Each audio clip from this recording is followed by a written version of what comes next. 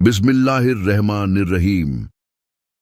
प्यारे नाजरीन ए किराम, जिस घर में जादू का असर हो जाता है उस घर में चार खास निशानियां यकीनन जाहिर हो जाती हैं।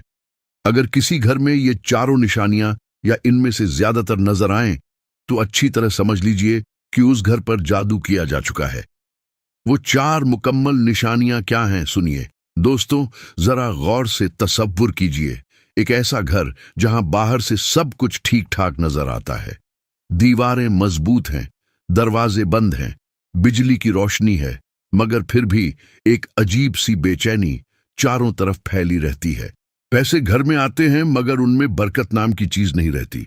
बच्चे जिंदा तो हैं मगर उनके चेहरों पर हंसी नहीं आती। शौहर और बीवी एक छत के नीचे रहते हैं मगर उनके दिलों के दरमियान फासले हैं। नींद तो आती है मगर ख्वाब डरावने और परेशान करने वाले आते हैं, और बिना किसी वजह के एक सतत उलझन दिल पर छाई रहती है। क्या आपने कभी गौर किया कि कुछ घरों में सब कुछ होने के बावजूद भी दिल पर एक भारी बोझ सा क्यों रहता है? कुछ घरों में अचानक बिना किसी बड़ी वजह के बीमारियां शुरू हो जाती हैं, नफरतें बढ़ जाती हैं, हादसे होने लगते हैं। ये सवाल सिर्फ तजस्सुस नहीं जगाते बल्कि उस पर्दे को भी उठाते हैं जिसके पीछे दुनिया का सबसे छुपा हुआ और सबसे खतरनाक हमला छुपा बैठा है, जादू। जादू का जिक्र कुरान पाक में भी मौजूद है और नबी करीम सल्लल्लाहु अलैहि वसल्लम की मुबारक सीरत में भी इसका तफसीली बयान है। यह कोई कहानियों का हिस्सा नहीं बल्कि सख्त हकीकत है, और इसका सबसे डरावना पहलू यह है कि जादू कभी खुलकर सामने नहीं आता बल्कि चुपके से घर की बुनियादों को अंदर से खोखला कर देता है। ऐसे में सबसे बड़ा सवाल यह पैदा होता है कि हम कैसे पहचानें कि हमारे घर पर जादू हो चुका है। इस वीडियो में हम आपको वो चार अहम निशानियां बताएंगे जो अगर किसी घर में जाहिर हो जाएं तो समझ लीजिए जादू ने अपना जहर फैला दिया है। हम सिर्फ निशानियां ही नहीं बताएंगे बल्कि हर निशानी के पीछे की हकीकत, रूहानी वजह और उसकी गहराई भी बयान करेंगे, और आखिर में कुरान और सुन्नत की रोशनी में इसका इलाज और बचाव भी बताएंगे। अब आइए पहली निशानी की तरफ चलते हैं। वो निशानी जो जादू के असर में सबसे पहले जाहिर होती है मगर लोग इसे मामूली समझकर अक्सर नजरअंदाज कर देते हैं। अगर किसी घर में ये चार निशानियां नजर आएं तो फौरन समझ जाएं कि जादू का असर शुरू हो चुका है। पहली निशानी, शौहर और बीवी के दरमियान जिस्मानी ताल्लुक से अचानक नफरत या बेदिली पैदा हो जाना। क्या आपने कभी किसी ऐसी बीवी को देखा है जो अपने शौहर को देखते ही नजरें फेर लेती हो, या दिल में एक अजीब सी घिन पैदा हो जाती हो, या वो शौहर जो अपनी बीवी के करीब आने पर बिना वजह चिड़चिड़ा हो जाता हो और उसे छूना भी गवारा ना हो? ये कोई आम झगड़ा या नाराजगी नहीं होती बल्कि एक ऐसी रूहानी जकड़न होती है जो दिल को पत्थर बना देती है और जिस्मानी ताल्लुक को गुनाह जैसा महसूस करवाती है। अगर आपके घर में या किसी जानने वाले के घर में अचानक ये हालत पैदा हो गई हो तो गंभीरता से सोचिए, क्योंकि यह जादू की सबसे पहली और आम निशानी होती है। एक खातून अपनी सहेली से रो रो कर बयान कर रही थी कि पहले तो मेरा शौहर मुझसे बहुत प्यार करता था मगर पिछले कुछ महीनों से वह मुझसे ऐसे दूर हो गया है जैसे मैं उसके लिए कोई पराई औरत हूं। न वह मेरे करीब आता है न दिल से बात करता है, और जब मैं कोशिश करती हूं तो वह गुस्से में मुझे टाल देता है। दूसरी तरफ वो शौहर भी अंदर से परेशान रहता है मगर वह अपनी इस हालत का इजहार नहीं कर पाता।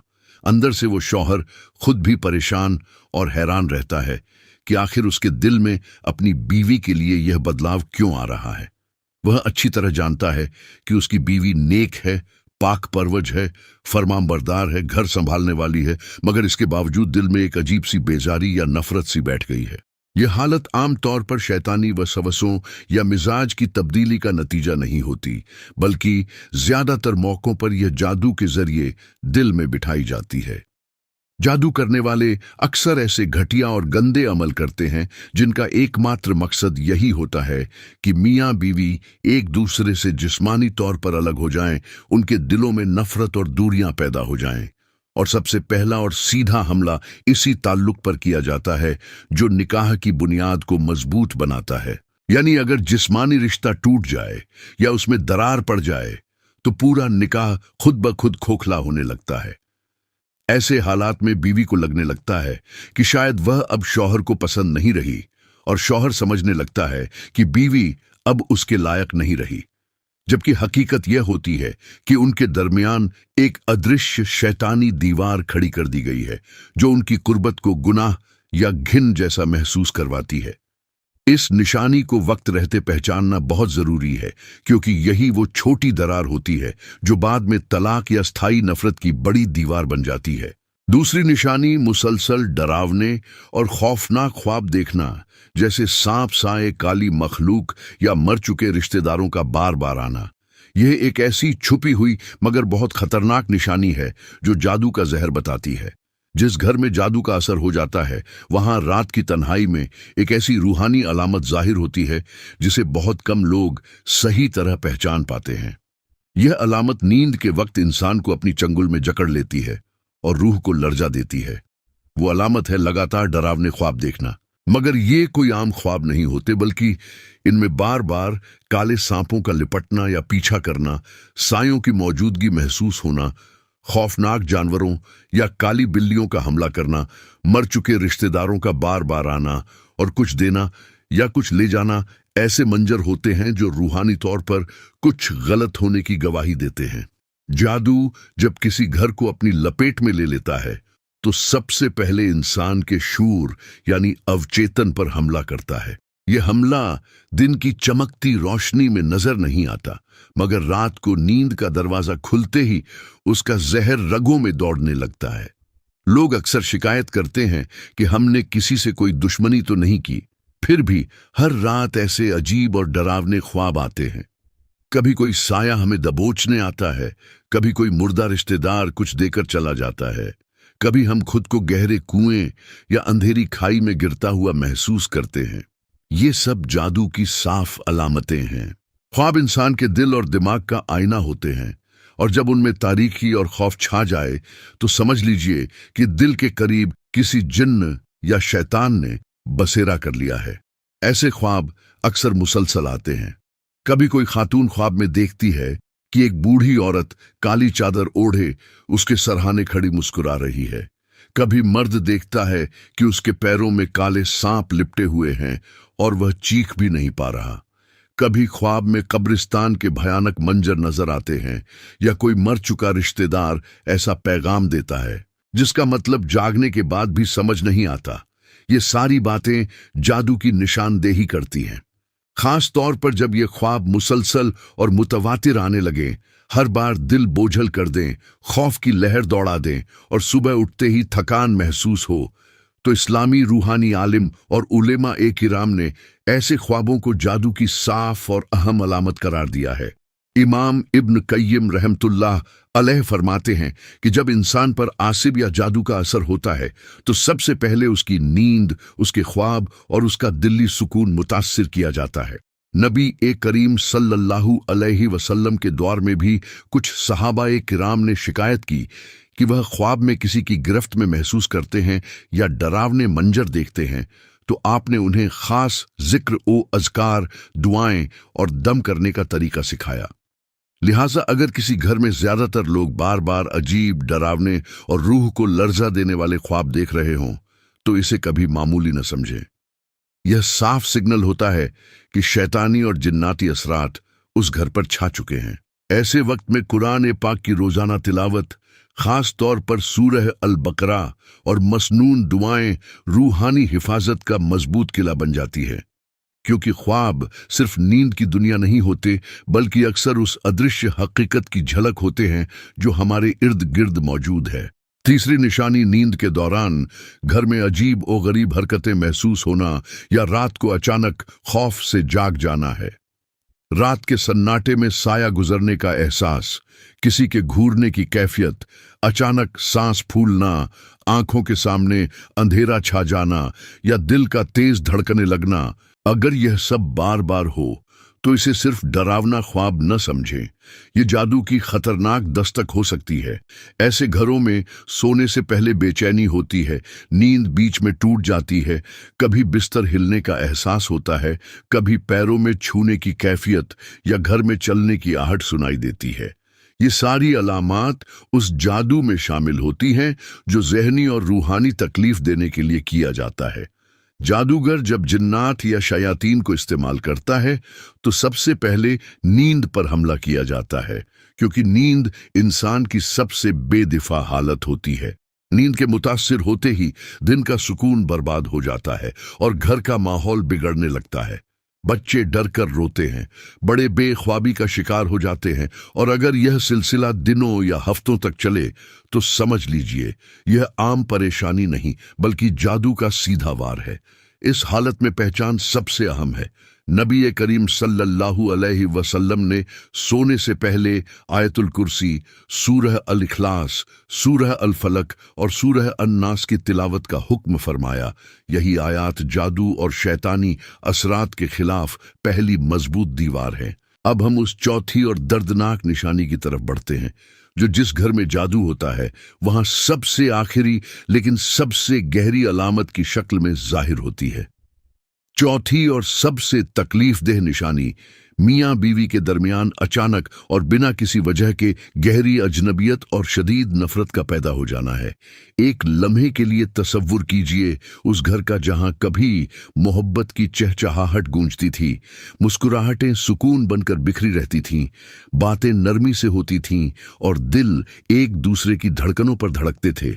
बीवी को शौहर के कदमों की आहट से इत्मीनान मिलता था और शौहर बीवी की एक मुस्कुराहट में जन्नत की झलक देखता था। मगर फिर न जाने कब और कैसे सब कुछ बदल गया। बगैर किसी जाहिरी वजह के दिल दूर होने लगे। वो आवाज जो कभी सुकून देती थी अब चुभने लगी। वो आहट जो इंतजार बनती थी अब डर पैदा करने लगी। हैरत की बात यह कि न कोई बड़ा झगड़ा हुआ, न धोखा, न कोई गुनाह या बड़ी गलती, फिर भी दिलों में खालीपन और नापसंदीदगी बसती चली गई। यही वो खतरनाक लम्हा होता है जब इंसान को रुककर सोचना चाहिए कि कहीं यह वो अदृश्य खंजर तो नहीं जो पर्दे के पीछे से चलाया गया हो। कहीं किसी हसूद ने जलन और नफरत में इस पाक रिश्ते पर काला जादू तो नहीं कर दिया। कुरान ए पाक में साफ बताया गया है कि जादू का इस्तेमाल मर्द और उसकी बीवी के दरमियान तफरीक और जुदाई डालने के लिए किया जाता है। इस किस्म के जादू को तफरीक बैन अल जोजैन कहा जाता है, जो सबसे ज्यादा इस्तेमाल होने वाला और सबसे खतरनाक जादू है। इसकी सबसे बड़ी पहचान यही है कि बाहर से कोई बड़ा मसला नजर नहीं आता, मगर दिल अंदर से एक दूसरे से बेजार हो जाते हैं।